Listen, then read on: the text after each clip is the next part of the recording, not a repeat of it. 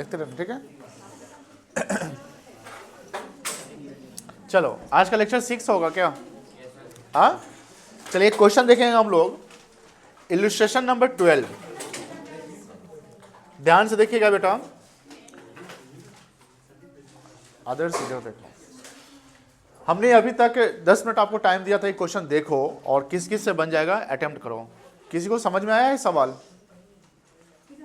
किसी को समझ में नहीं आया है? किसी को नहीं समझ में आया? Very good. चलिए क्वेश्चन देखिएगा, हल्ला नहीं करेगा। अ machine was purchase on 1 April 23। Machine कब खरीदाया है? 1 अप्रैल 2023 को। कौन सा फाइनेंशियल ईयर है ये? कौन सा फाइनेंशियल ईयर है ये?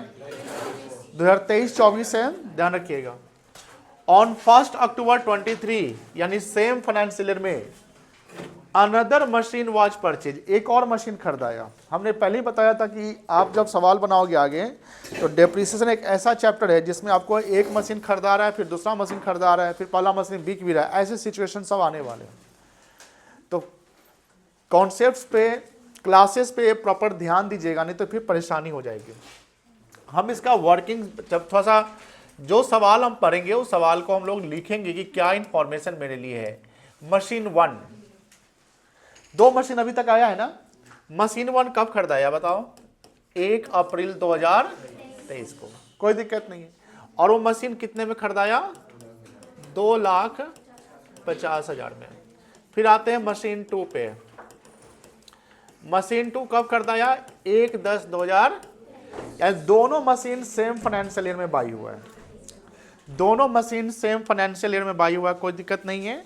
लेकिन एक मशीन अप्रैल में खरीदा रहा है और सेकेंड मशीन जो है अक्टूबर में खरीदा रहा है, और जो दूसरा मशीन खरीदा रहा है वो 1,50,000 में खरीदा रहा है। अब सवाल ध्यान रखिएगा, estimated scrap value of ₹10,000 and 5,000।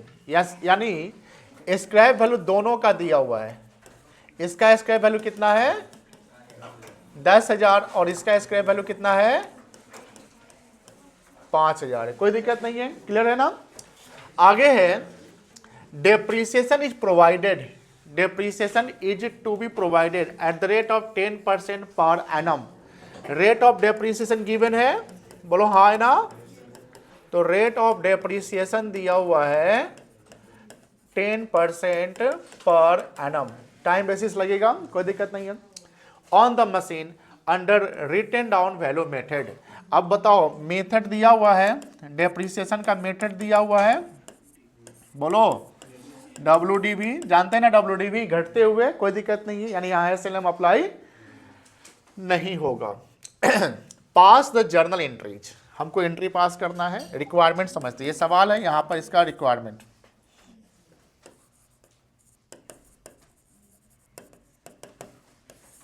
हमको जर्नल करना है, क्या करना है बेटा? जर्नल एंट्रीज करने हैं और मशीन अकाउंट ओपन करने हैं। और क्या खोलना है? लेजर में मशीन अकाउंट खोलना है फॉर द ईयर एंडेड 31 मार्च 24 और 25। 23-24 एक साल हो गया, 24-25 2 साल हुआ, यानी फाइनेंशियल ईयर हमको 2023-24 और फाइनेंशियल ईयर 2024-25 2 साल का बनाना है। This is the requirement, this is the information of the question and we have to show the working note. Working note में हम क्या सीखेंगे? क्योंकि WDV मेथड है, that's why we have to calculate the depreciation of machine 1 and machine 2 for 2 financial year. कितने financial year का? 2 financial का। Machine 1 पे सीधा 1 साल का 2 साल का लग जाएगा। मशीन 1 क्योंकि अप्रैल में खरीदाया ना, लेकिन जो मशीन 2 है वो पहले फाइनेंशियल में 6 महीने का डेप्रिसिएशन लगेगा। कितने महीने का? क्यों लगेगा 6 महीने का? बिकॉज वो मशीन खरीदाया है 1 अक्टूबर को। कब खरीदाया है? तो 6 महीने का लगेगा, लेकिन जब सेकेंड ईयर में जाएंगे तो पूरे साल भर का मशीन 2 पर डेप्रिसिएशन लगेगा, कोई दिक्कत नहीं है। समझ में आया? क्वेश्चन समझ में आया? ये इंफॉर्मेशन समझ में आया? अब हम लोग वर्किंग करेंगे एंड जर्नल करेंगे एंड लेजर खोलेंगे, साथ में चलेंगे। जिनको बनाने आएगा बनाएंगे, जिनको नहीं बनाने आएगा यहाँ पर चलेंगे। पहले इसको नोट डाउन करिए इंफॉर्मेशन को। और ये क्वेश्चन सबके पास है, क्लासरूम पे होगा, देखिए क्लासरूम पे होगा, इसको नोट डाउन कर लीजिए, इसको पॉज कर दो। कोई दिक्कत नहीं है। अब हम लोग करेंगे वर्किंग। वर्किंग समझिएगा ध्यान से, डेप्रिसिएशन के लिए ये इंफॉर्मेशन वर्किंग का ही पार्ट था, वो भी वर्किंग का पार्ट था, which are the information of the questions, ठीक है ना। लिखो कॉम्प्यूटेशन ऑफ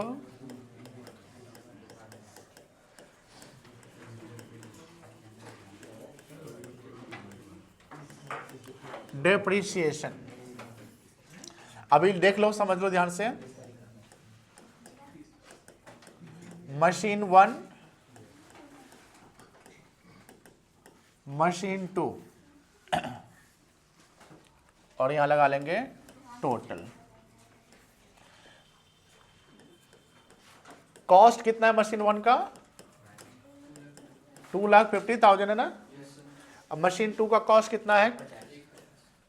1,50,000। टोटल कॉस्ट कितना हो गया?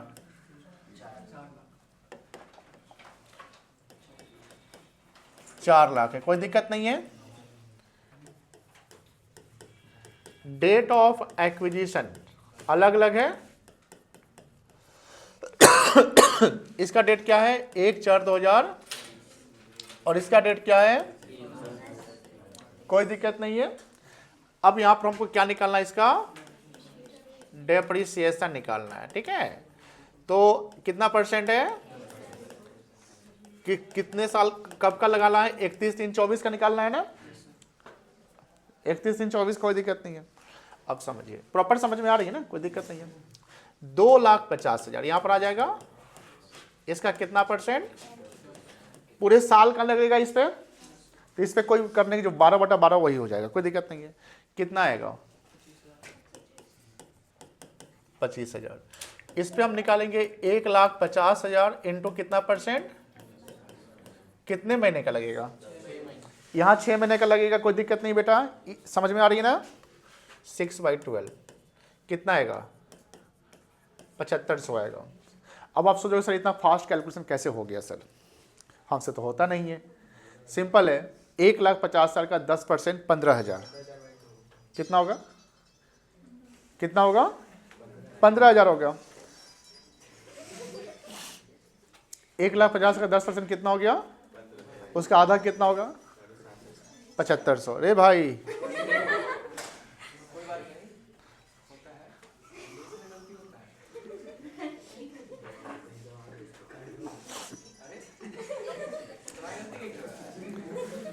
अलार्म लगा रहा है क्या 9:30 का? चलिए 7500 कैसे आ गया, समझ में आ गया। अब क्या करना है? टोटल डेप्रिसिएशन कितना हो गया? 32 लाख। 25/7 32,000। सुनो ध्यान से, यहां तो कोई दिक्कत है? वेट, यहां तक कोई दिक्कत है? अब मुझे सवाल का जवाब दीजिए कि कौन सा मेथड चलाएंगे हम लोग? WDV क्या हुआ? हमेशा ओरिजिनल कॉस्ट पे लगेगा कि कॉस्ट माइनस डेप्रिसिएशन पे लगेगा? Cost minus. तो पहला साल तो 2 अलग अलग मशीन था, 2 अलग अलग डेट था, तो 2 अलग अलग डेप्रिसिएशन निकल गया, बोलो हाँ ना। लेकिन जब सेकेंड ईयर में जाएंगे तो सेकेंड ईयर में तो सब 1 अप्रैल से शुरू हो जाएगा, 1 अप्रैल 24 से, एम आई राइट? है ना। तो अब करना क्या है कि जैसे देखो, अगर हम इसका वर्क नेट वैल्यू निकाले, क्या निकाले? जिसको हम बोलते हैं WDV। क्या बोलेंगे? कब का? 1/4/24 ओपनिंग हो गया, बोलो हाँ है ना। कॉस्ट माइनस डेप्रिसिएशन, बोलो हाँ है ना।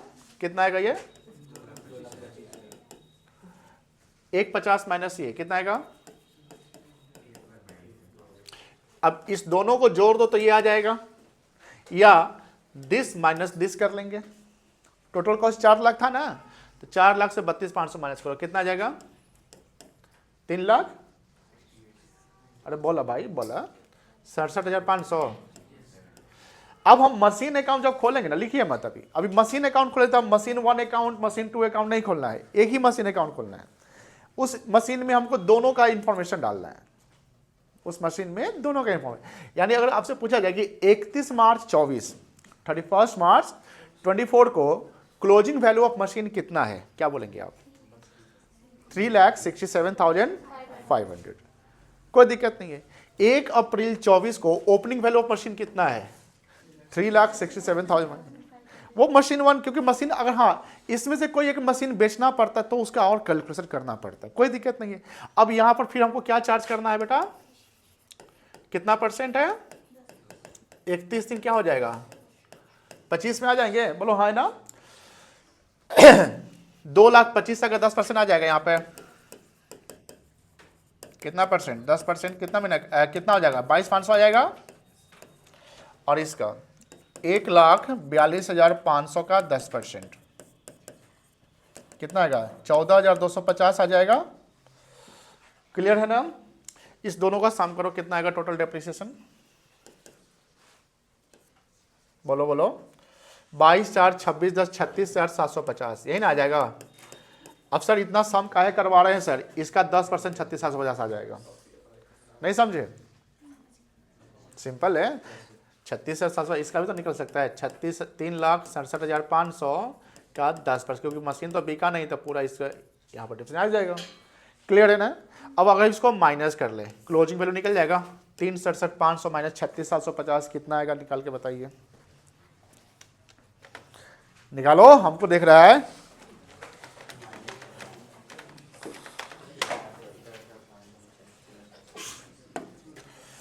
जल्दी बोलो,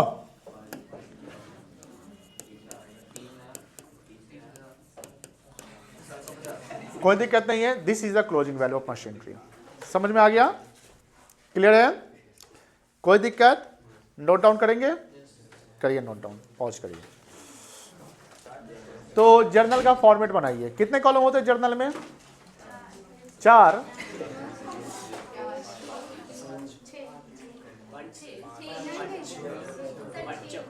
6, बाप रे बाप, 3, गधा, क्या यार तुम भी,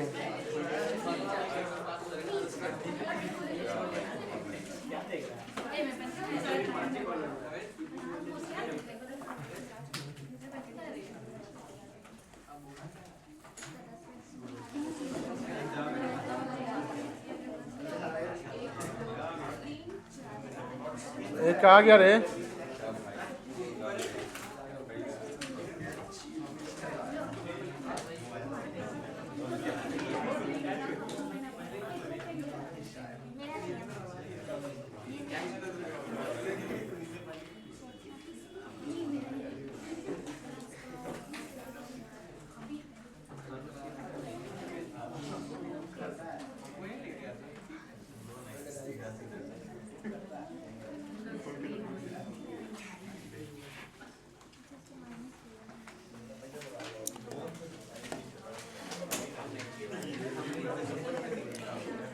ऊपर लिखोगे जर्नल एंट्रीज,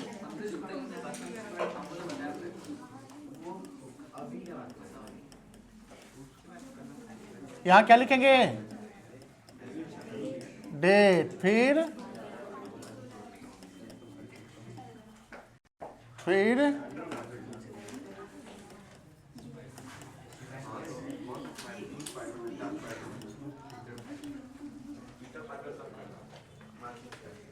अगला।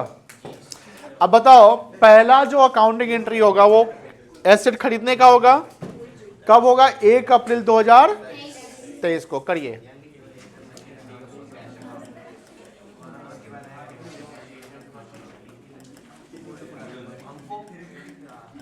Machinery account to bank account हो जाएगा, कितना रुपया, अलग अलग लिखेंगे क्योंकि अलग अलग डेट को खरीदाया है, ठीक है ना। फिर सेकेंड मशीन कब खरीदाया, 1/10/2023 को।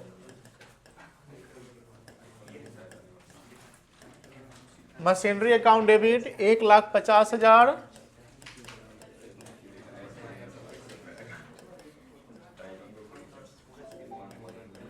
To bank account 1,50,000। अब बताओ क्या चार्ज होगा, डेप्रिसिएशन चार्ज होगा, उसका डेट क्या लिखेंगे, 31/3/24, वेरी गुड। क्या एंट्री होगा? अब अलग अलग करें कि एक साथ कर दे? एक साथ कर लेंगे।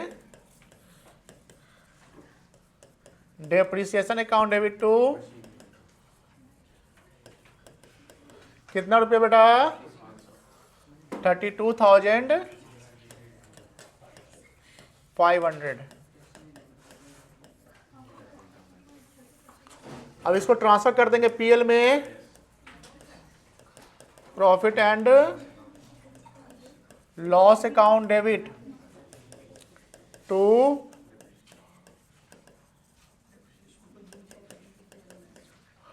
Depreciation account. कितना? 32,500। अब बताओ, जो सेकेंड ईयर चलेंगे तो मशीन खरीदने का एंट्री होगा? 2 एंट्री टोटल होगा। कितना एंट्री होगा? एक डेप्रिसिएशन का और उसको पीएल में ट्रांसफर करने का। कितना रुपया से होगा? 36,750 से 31/3/25 को।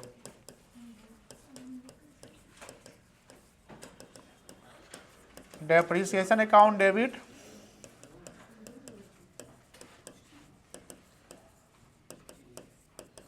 To machinery account 36,750।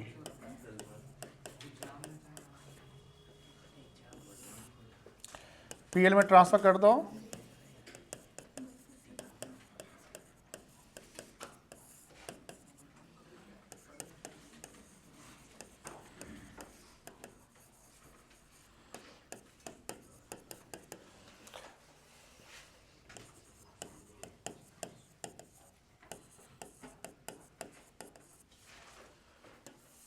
चलो पहुंच सकते हैं।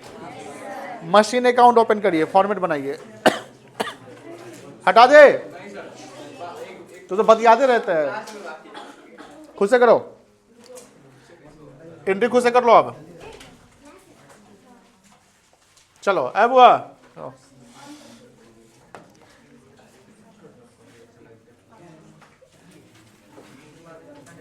मशीन अकाउंट ओपन करिए।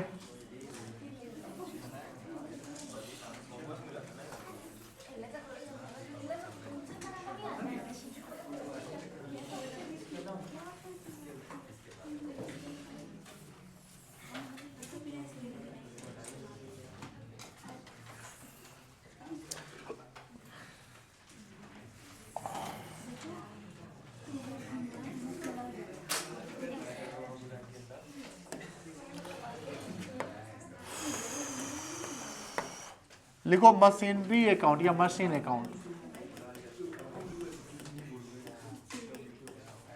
डेबिट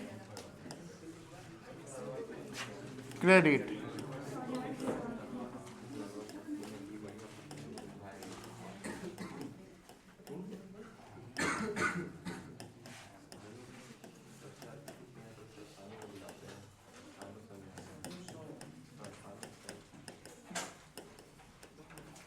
चलिए, पहला ट्रांजेक्शन मशीन डेबिट हुआ है, क्रेडिट हुआ है, किस साइड जाएंगे? Debit side. डेट में क्या लिखेंगे? 1/4 क्या लिखेंगे? To bank account. कितना रुपया? 2,50,000। कोई दिक्कत नहीं है। अब सेम फाइनेंशियल में डेट यहां पर क्या जाएगा? 1/10/2023 क्या लिखेंगे फिर? To bank account. कितना? 1 लाख। इसका टोटल कितना जाएगा? वर्किंग में जाएगा 4 लाख आ जाएगा। फिर यहां पर 31 मार्च क्या लिखेंगे बेटा? बाय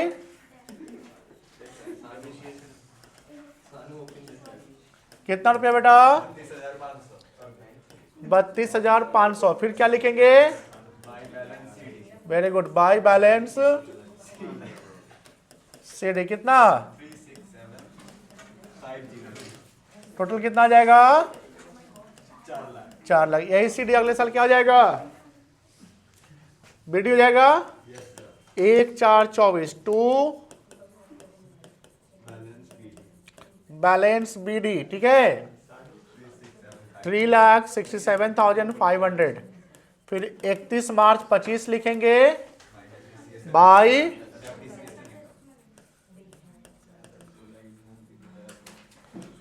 डेप्रिसिएशन अकाउंट कितना, फिर सीडी लिखेंगे कितना आएगा, वर्किंग में जाओ, वर्किंग किए थे ये वाला 3,30,700, चलो इसका टोटल लगा दो 3,67,500, 3,67,500, फिर यही सीडी हो जाएगा बीडी 1,4,25 को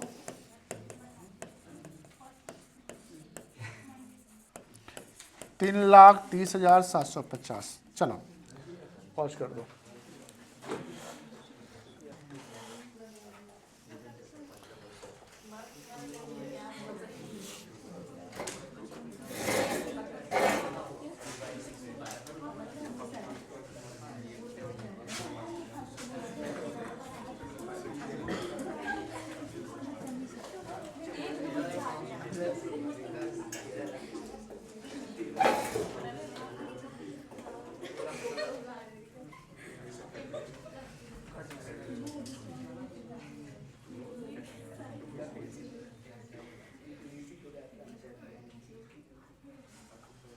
ये कौन है,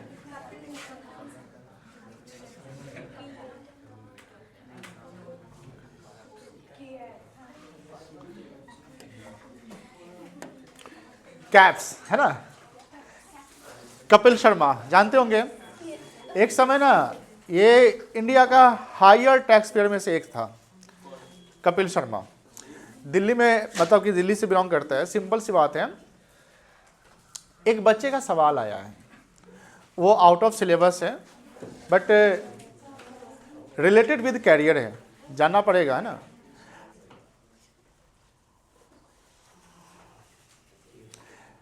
बात यह है कि एक चैप्टर चल रहा है आपका डेप्रिसिएशन। क्या चल रहा है?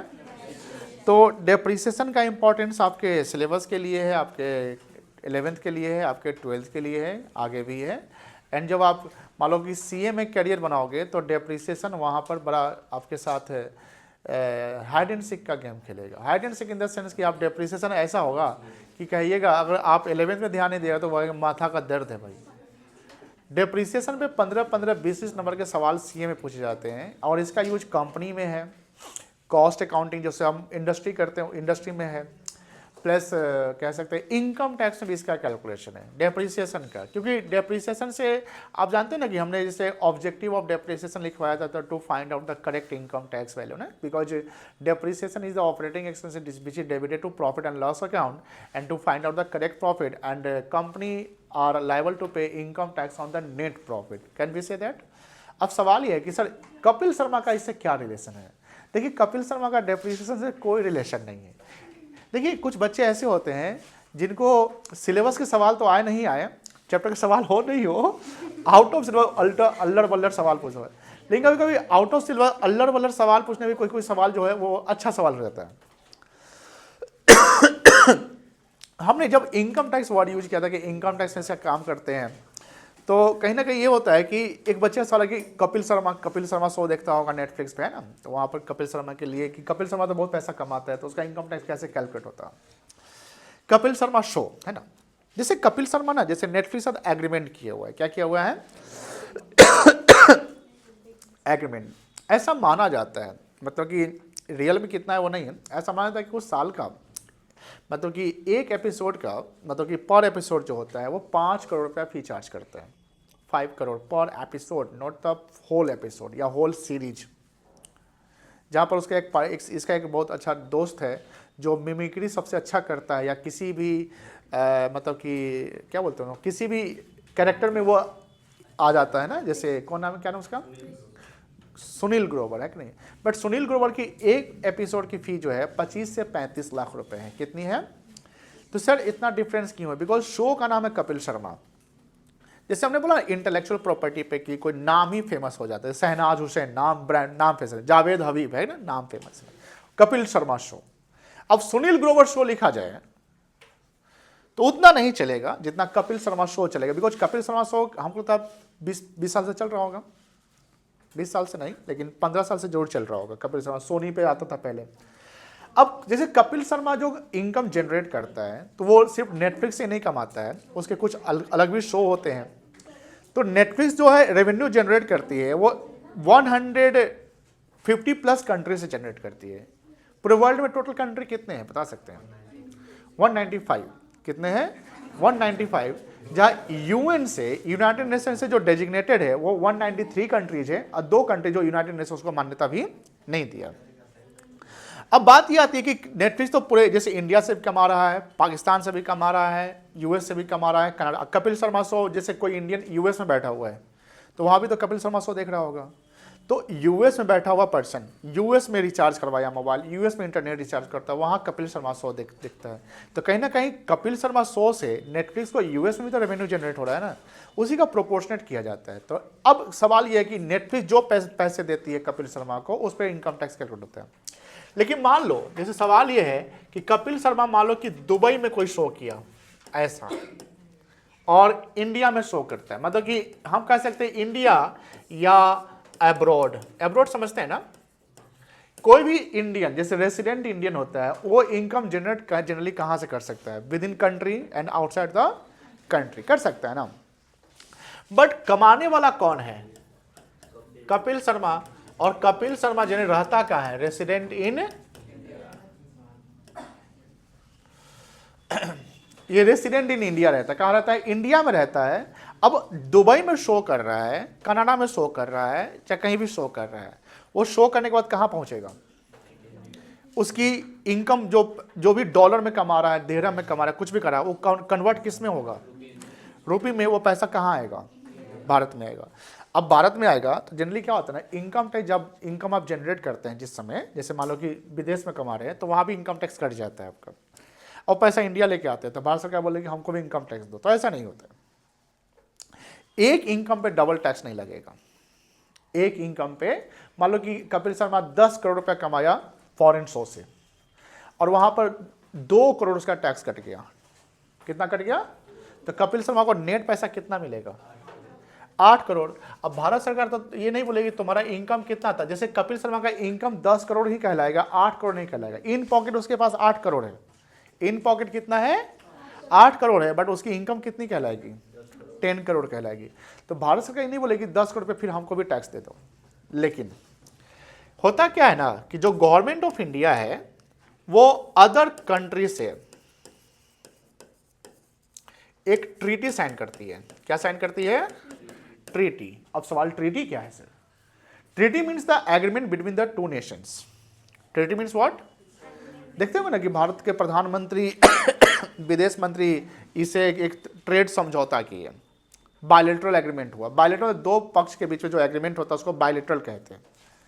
तो ऐसे क्या होता है कि जैसे ये एग्रीमेंट कंट्री टू कंट्री होता है, बट वहां पर गवर्नमेंट सिर्फ सामान एक्सपोर्ट इंपोर्ट तो नहीं करती ना, प्राइवेट कंपनी भी करती है, कोई कंसल्टेंट भी करता है, कोई सर्विस प्रोवाइडर भी करता है, कोई सेलिब्रिटी भी तो करता है, बट वो बिलोंग किससे करता है? इंडिया से करता है। तो यहाँ पर सवाल ये है कि मान लो कि जिस इनकम पे सरकार की टैक्स रेट 30% है, जिस इनकम पे सरकार की टैक्स रेट कितनी है? 30% है, उसी इनकम पे दूसरा कंट्री का टैक्स रेट 20% है। तो ट्रीटी में ये होता है कि डबल टैक्स को हम अवॉइड करेंगे कि अगर मेरा कोई रेसिडेंट इंडियन बाहर में जाके कोई इनकम जनरेट करता है, बाहर में जाकर इनकम जनरेट करता है, उस पर जो टैक्स लग गया है तो उसी इनकम पे अब हम टैक्स कैलकुलेट करेंगे, लेंगे नहीं, कैलकुलेट करेंगे, और ये चेक करेंगे कि आपका इनकम टैक्स कितना बन रहा है। अगर इनकम टैक्स यहाँ ज़्यादा बन रहा है तो हम एक्स्ट्रा पैसा लेंगे जितना आपने एक्स्ट्रा, जैसे मान लो कि 10 करोड़ इनकम है कपिल शर्मा का, कितना? दुबई में कितना टैक्स उसका कट गया? 2 करोड़। सरकार उसी इनकम में कितना परसेंट टैक्स जोड़ना चाहती है? 30%। तो 30% कितना हो जाएगा? 3 करोड़ हो जाएगा। 10 करोड़ का 30% कितना हो जाएगा? 8 करोड़ का 30% नहीं, आपकी इनकम हमने डिस्कस किया कि इनकम कितनी होगी? 10 करोड़। तो 10 करोड़ का 30% कितना हो जाएगा? 3 करोड़। कपिल शर्मा ऑलरेडी कितना पेड कर दिया है? तो भारत सरकार बोलेगी 1 करोड़ हमको दे दो। 1 करोड़ हम, क्योंकि इंडिया में टैक्स रेट हाई है, जानते होंगे ना, 30%। जैसे आप जब आप बहुत ज़्यादा इनकम जनरेट करते हैं आपके इनकम पे 30% तक टैक्स लग जाते हैं। डेट्स वाई मैंने 30% का रेट लिया है। मेरी बात समझ में नहीं ना। तो कपिल शर्मा कहीं से कमाया पैसा, इंडिया में आ रहा है, भारत सरकार उस पर टैक्स कैलकुलेट करेगी, लेकिन इंडिया में जो भी पैसा कमाएगा कपिल शर्मा उस पर टैक्स लग जाएगा। हाँ, लेकिन कपिल शर्मा मतलब एग्रीकल्चरल इनकम होता है तो उस पर टैक्स नहीं लगेगा। और इनकम टैक्स लगाने के जो इनकम होते हैं वो इनकम के 5 हेड होते हैं, 5 सोर्स इनकम का होता है इंडिया में। एक सैलरी इनकम हो गया, एक हाउस रेंट इनकम हो गया, एक कैपिटल गेन हो गया, एक बिजनेस प्रॉपर्टी हो गया, एक अदर सोर्स हो गया, जैसे डिविडेंड आया, इंटरेस्ट आया वगैरह वगैरह। कोई दिक्कत नहीं है, ज़्यादा बता दिए, इसका कोई एग्जाम में एक सवाल नहीं आने वाला है। समझ गए? और कुछ सवाल है आपका? आपका सवाल है आदर्श बाबू? नहीं है, चलिए।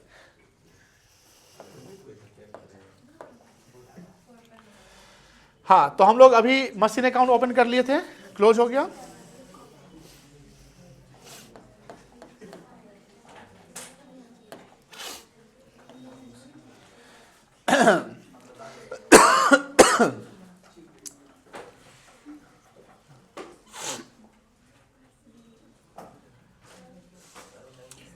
इलस्ट्रेशन 5,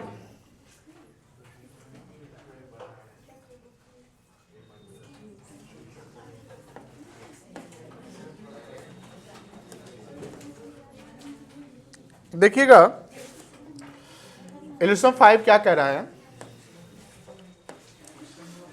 पढ़े? सॉरी, इलस्ट्रेशन 5 बोल रहे हैं, sorry, I am sorry, question 5 पढ़े।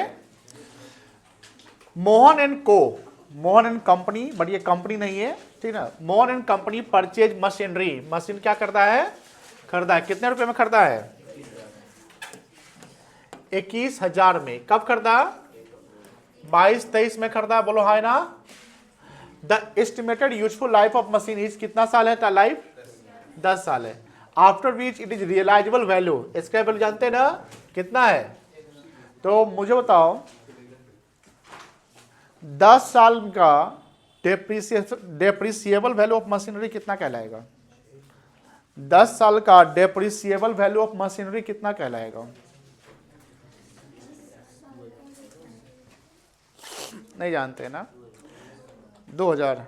जाइए आप लेक्चर नंबर 2 के कॉन्सेप्ट में जाइए। अब हम कॉन्सेप्ट रिवाइज करवाएंगे आप लोगों को।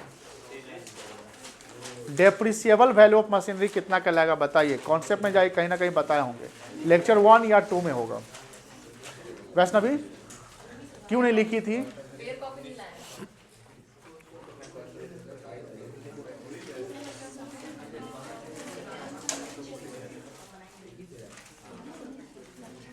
कितना आएगा डेप्रिसिएबल वैल्यू ऑफ मशीनरी? कितना आएगा? 10 साल का। रॉन्ग। 19 कैसे आएगा? वेरी गुड संजना, 20,000 होगा ना। 21,000 माइनस 1,000, पूरे 10 साल का मैं पूछ रहा हूं। मेरे सवाल पे आप फोकस करेंगे। मैंने कितना बोला? 10 साल का डेप्रिसिएबल वैल्यू। 10 साल में मशीन तो 20 साल खत्म हो जाएगा। लेकिन अब सवाल है कि अगर एनुअल डेप्रिसिएशन पूछा जाए तब कितना बोलेंगे? तो मेरे सवाल पे फोकस करिए कि सर पूछ क्या रहे हैं। हमने बोला कि 10 साल में डेप्रिसिएबल वैल्यू कितना होगा, तो 20,000 हो जाएगा। 21,000 यानी 20 खत्म होने वाला है।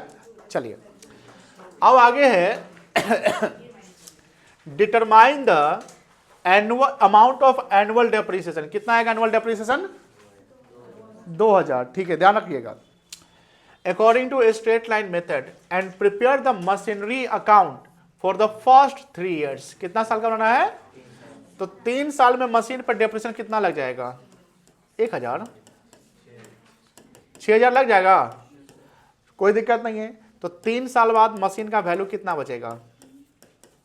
21,000 माइनस 6,000 कितना बचेगा? The books of account close on 31 March each year. Machine का वैल्यू कितना है? सवाल बन सकता है। किस मशीन अकाउंट बनाना है? क्या बनाना है? मशीन अकाउंट बनाना है 3 साल का। समझाइए, समझाते हैं हम। देखो मेरी बात को समझिए, हम बोलेंगे और उसको फोकस करिए। पहले तो आप एक वर्किंग करेंगे, calculation of depreciation as per SL limited. कोई दिक्कत है इतना पे?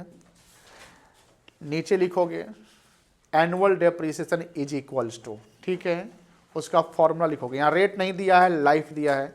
Cost of assets minus scrap या salvage value divided by life of assets 21,000 minus 1,000 बटा 10, 20,000 बटा 10 कितना आ गया? ठीक है, हमको 3 साल का डेप्रिसिएशन निकालना है, तो depreciation for 3 years will be, depreciation for 2000 गुणा 3 कर देना है। ठीक है, अब हम मशीन अकाउंट खोलेंगे। क्या खोलेंगे? कितने साल का खोलेंगे? अब किस कब खरीदाया है? 1 अप्रैल 22, तो लिखो, देखो सुनो ध्यान से, 1/4/22 डेबिट साइड में, टू बैंक अकाउंट, क्या लिखेंगे? कितना रुपया लिखेंगे? कितने मशीन खरीदाया? 21,000 में 20,000 मत लिख दीजिएगा, कितना लिखेगा?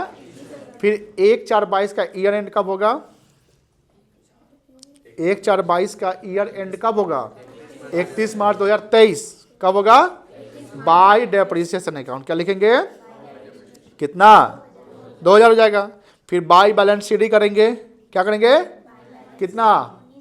वेरी गुड, 19,000 हो जाएगा। 1 साल क्लोज, 1 साल। फिर सेकेंड ईयर में जाओ, कहाँ जाओ? अब CD इधर इधर BD इधर हो जाएगा ना।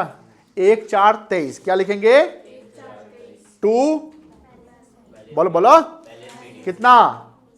19,000। फिर 1/4/23 का ईयर एंड कब होगा? 31 मार्च 24, बोलो हाँ। फिर क्या लिखेंगे? बाई डेप्रिसिएशन कितना? 2000। फिर क्या लिखेंगे? बाई बैलेंस CD कितना? 17,000, 2 साल क्लोज। फिर तीसरा साल CD हो जाएगा किधर? BD, CD इधर जाएगा ना रे, BD। क्या लिखेंगे? टू बैलेंस 1/4/24 लिखेंगे, कितना? 17,000। फिर बाई, फिर क्या लिखेंगे? बाई कितना? फिर 2000। फिर बाई बैलेंस कितना? हो गया, हो गया। I am giving you 6 minutes to solve this question carefully. Pause करो, पॉज कर दो। ठीक है, 6 बना लिए आप क्या? अरे ये कौन ही करता है तुम लोग? जरूर डाउनलोडिंग कर लिया होगा। आपका वाईफाई का उठा रहा है। उधर देख, उधर देख। चार्ज नहीं है सर। देख रहा है डाउनलोड हो रहा है कुछ कुछ। नहीं डाउनलोड नहीं हो रहा है। ये पानी के लग रहा है। वही सही बात है। पार्ट का फोन है।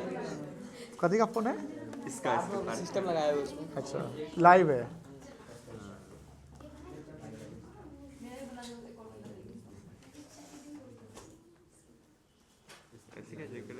तो उधर मुंह कला किया हुआ है, सीधा बना।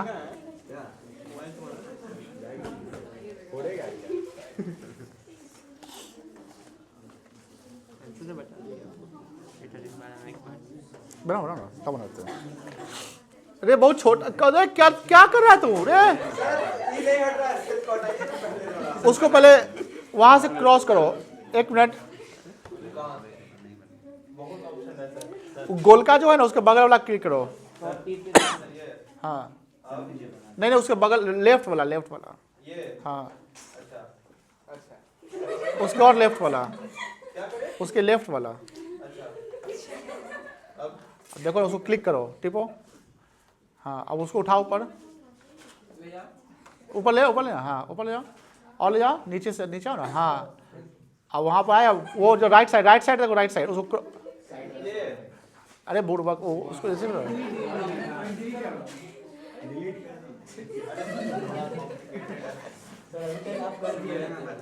कोई बात नहीं, सीखेगा कैसे? देख ला, चला ला, हट। ये है ना, है ना, हेलो ना, हेलो ना, हेलो। चलो ठीक है, आप बेटा को बना लो। बनाओ ना, बनाओ ना। तुमको बनाने नहीं आता है? उस समय से क्वेश्चन आप बोले ना बना देते। बना, बन जाएगा। अरे मशीन का फॉर्मेट बनाने नहीं आता है बुरबक सब। क्या तुम लोग? आपने कॉपी मांगी थी। यही तो फॉर्मेट है, इसने बना ना फॉर्मेट पहले आप बनाओ। उतार दे। रे शिवांश ले ले ले। एक्सप्लेन भी करे सर।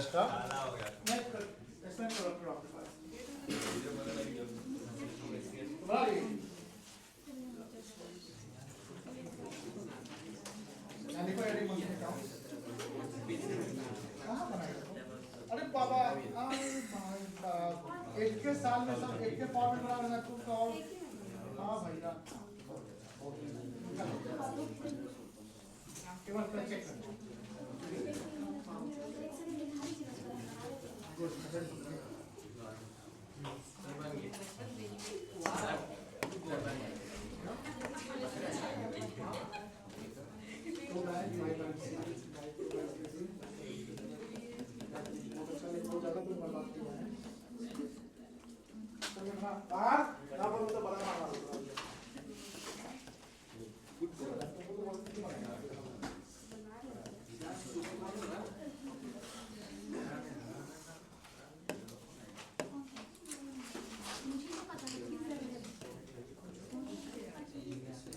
वो सब लिख लेगा। चलो रुको, छोटा कर दे, पतला करो।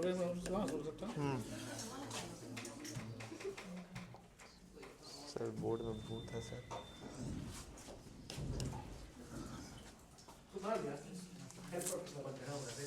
कौन सा साल है? छापना नहीं है, बनाना है। तो बाय डेफिनेशन लिखना।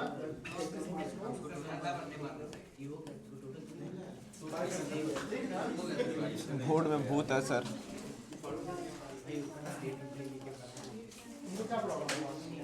चिंगरी परचेस यहाँ तो लिखा है।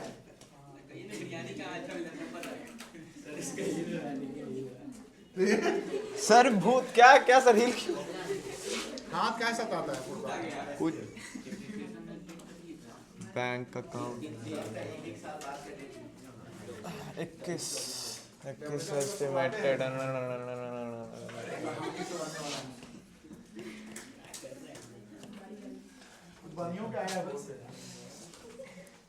कितना है? 20 2000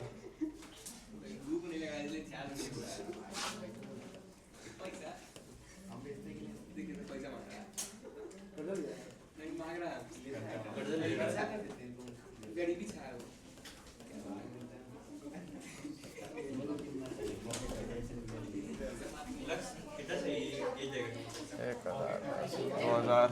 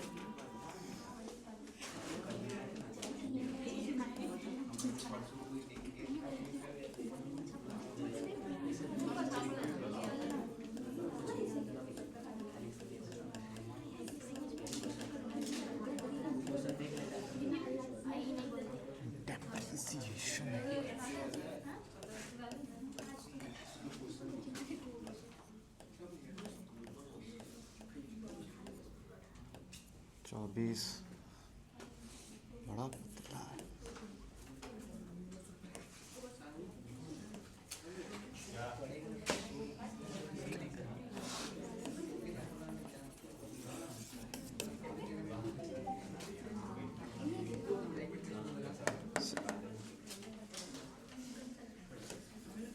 सर इसमें कुछ दिक्कत है सर।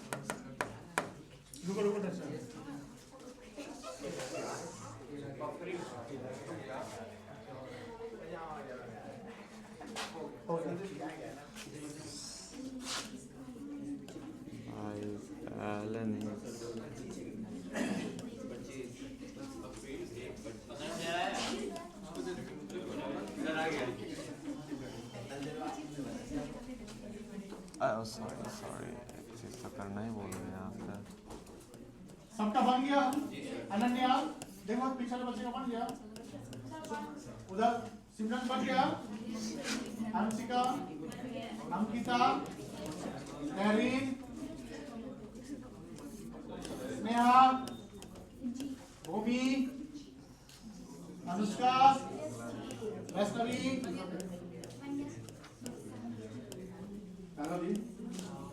बन गया। ऑल ओवर पीछे सब बन गया। बन जाओ ज्यादा हो गया। हो गया सर, हम यहाँ बना के हो गया। चलो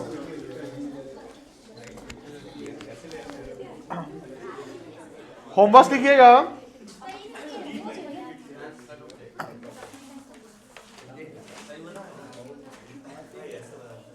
होमवर्क दे लिखो। Question number 6, question number 8, question number 7 हो गया, और इलस्ट्रेशन 12 अगेन। इलस्ट्रेशन 12 अगेन दोबारा, क्योंकि हम बनाए थे ना, फिर आप बनाइए खुद से, ठीक है ना, बना लीजिएगा, बन जाएगा, बन जाएगा। चलो आगे और कल करते हैं। इकोनॉमिक्स निकाल लीजिए।